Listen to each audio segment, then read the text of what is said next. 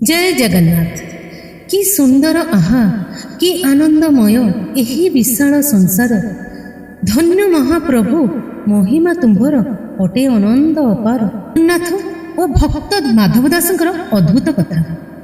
पवित्र समुद्र कूल जड़े महान भक्त बसुले माधव दास।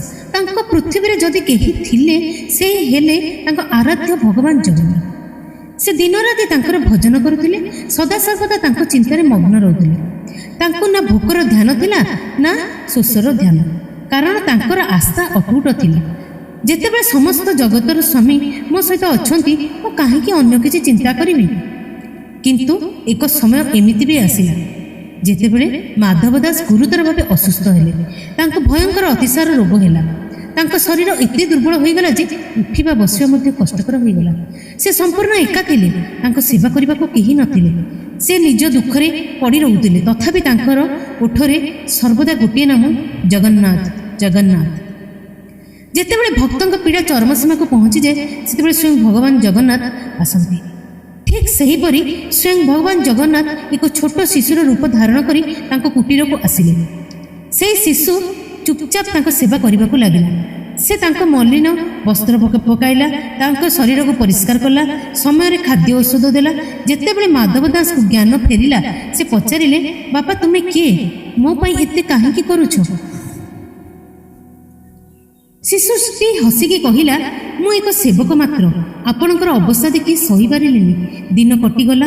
माधव दास धीरे धीरे सुस्थ होगा लगिले। एक दिन से शिशुर हाथ धरी कहिले, तुमर सेवा निष्काम, किंतु तुमे साधारण नुह, सत्य कह तुमे किए? सेतेबेले शिशुटी हसिला एवं परवर्ती मुहूर्त रे तांको दिव्य रूप प्रकाश कला। स्वयं भगवान जगन्नाथ तांको सम्मुख रे दंडियमान थिले। एही दृश्य देखि माधव दास को आखिर लुह झरी पड़िला। से तुरंत भगवान को पादरे पड़गले। कंपित कंठरे कहले, प्रभु आपण समस्त जगतर स्वामी, आपण मोर मलिन वस्त्र पकाइले, मोर सेवा कले। आपण चाहिए गोटे मुहूर्त मोर रोग ठीक कर पारते, तेबे एते कष्ट कहीं? भगवान जगन्नाथ प्रेम रे हसी कहिले, हे माधव, जहाँ प्रारब्ध सेटा ही भोगिबाक पड़िबो। जदि तुम रोगर तुरंत समाप्त हो जाइथांदा तेबे तुमको परवर्ती जन्म रे यह भोगिबाक पड़िथांदा। मु मोर भक्त को पुणी थे कष्ट देखा चाहूनी, से तुम अवशिष्ट 15 दिन कष्ट मु निजे सेवा करी समाप्त करदेली। एते कही भगवान अंतर्ध्यान हो गले। आज मध्य यही घटना स्मृति रे पूर्वर भगवान जगन्नाथ असुस्थ हुअंतु, जहाँ को अणसर समय कह जाए एवं तांको काढ़ा पिया जाए। कौन आम एथर शिखिले, भगवान केबे मध्य तांको भक्त को छाड़ती नहीं। से केवल प्रार्थना शुणती नुहे, भक्तों दुख को भाग करती करने से निज पाखक आसती। श्रीमंदिर रहस्य रे भरा।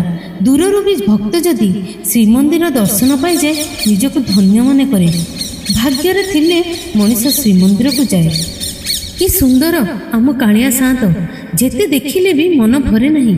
मते लगे भक्त जीवनर आरंभ सी शेष सी। सते जेमिति संघर्षमय जीवनर प्रतिटी मुहूर्त रे कालिया डाकिदेले आत्मातृप्ति अनुभव हुए। हाँ रे कालिया, दर्शन करने को भक्त भारी विकल हुए। दर्शन कला परे से शांति और खुशी भक्त ही अनुभव करे, जेते वर्णना करिले भी कम।